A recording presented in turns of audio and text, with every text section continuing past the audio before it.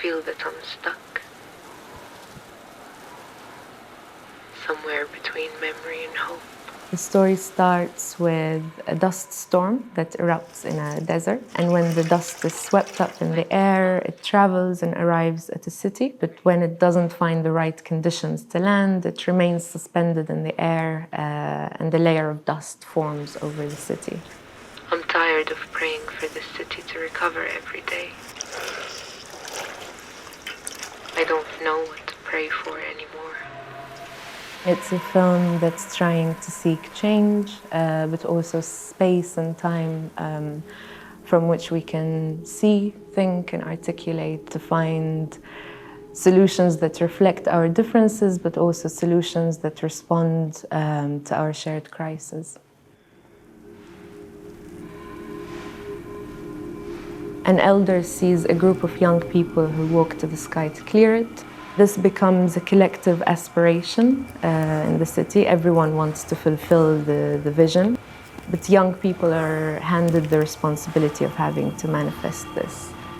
While no one knows how to fulfill the vision, a female instructor who's performed by Maryam Hashimi in the film decides to help the young people, and her method is to build dunes to offer to the sky until a route opens and the young people can walk to the sky. It's not your sandbags. It's not your sweat that reaches the sky. It's your will. Part your clouds and open your gentle route. We came to be near you. We come to clear you. In the film, we encounter the characters at a moment when their faith in the vision and their faith in the methods are lost and are changing. And I guess we embark on a journey with them until they find their exit from this situation. Let's get it back in shape. I'll go make the space ready for the next one. You said we only need 5 dunes. This is the 6th. Why do we keep building more? We have to give offerings until the sky opens the route. 5, 6, 600, it doesn't matter. I don't want the film to be seen as a simple old versus young narrative. I think if anything, the film is trying to reflect on our modern society. It's trying to present a community that's very much future-oriented. However, I think it's trying to say that there is a generational divide in our visions of the future. When the elder saw young people walking to the sky in his vision, he didn't describe how. He didn't give tools.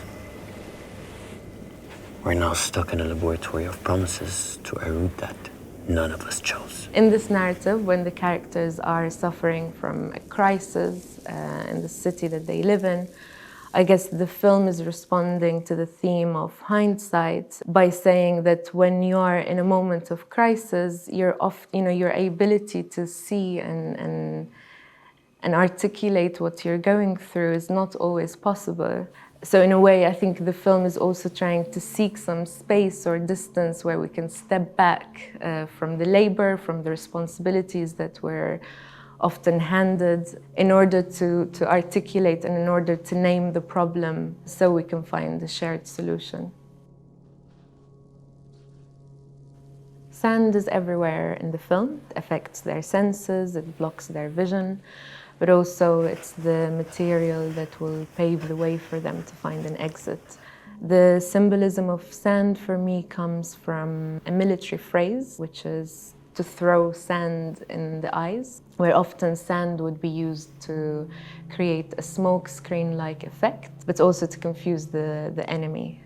And I find this notion of concealment, but also effect on the senses, a very interesting one, and it's something that the characters suffer from.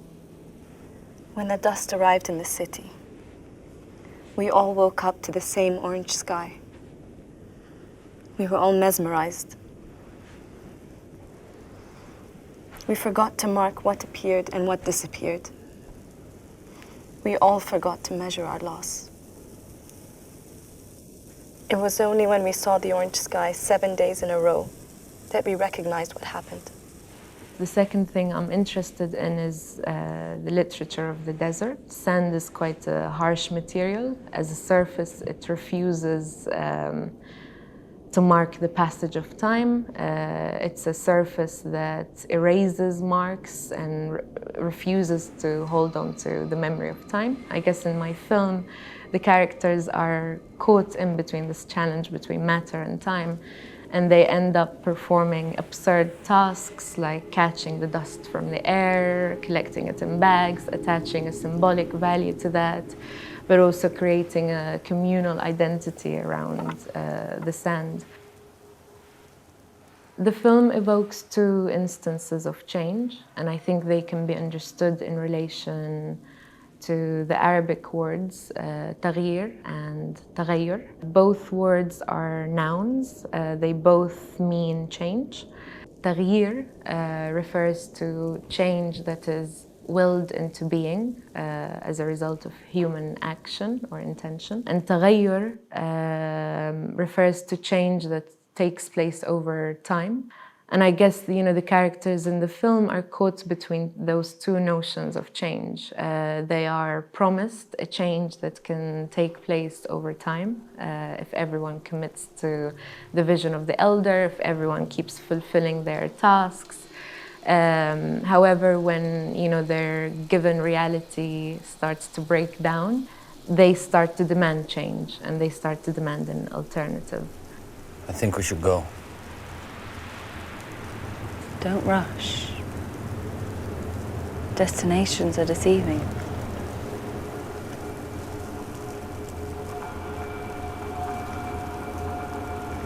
But there are destinations you get to choose. And ones you don't. When I was writing the script, I found it very difficult to create a conventional arc of transformation. I think all I could do was to deliver them somewhere where they can exit.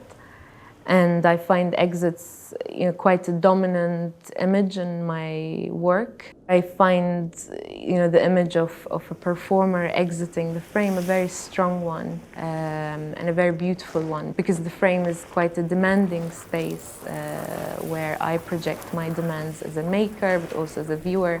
And there's something really powerful in the decision to step in and out of the frame. My experience with Jerwood and Film Video Umbrella has been great. It was really great to work with very supportive teams. My proposal changed a little bit from the beginning, so it was very powerful and strong for me to work with people who are willing to accept that change. It was really great. I think I found myself on set. There's something very powerful in people coming together to make something. And I would really encourage people to apply to this award. And I really hope that we see more people from different backgrounds, but also with different stories.